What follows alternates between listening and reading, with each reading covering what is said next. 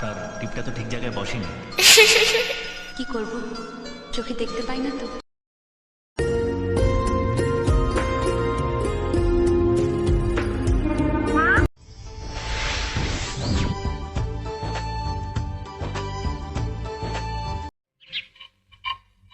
আজকে তো আমাদের বাড়িতে পুঁটি মাছ আসেনি। এই পুঁটি মাছ এলো কোত্থেকে? লতিকাদের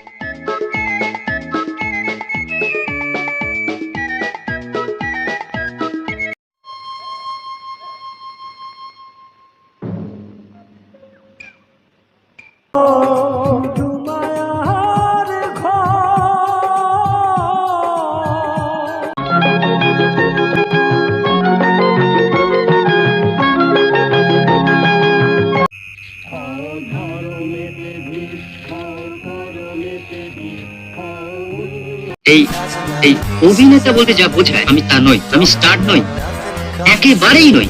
আমার নাম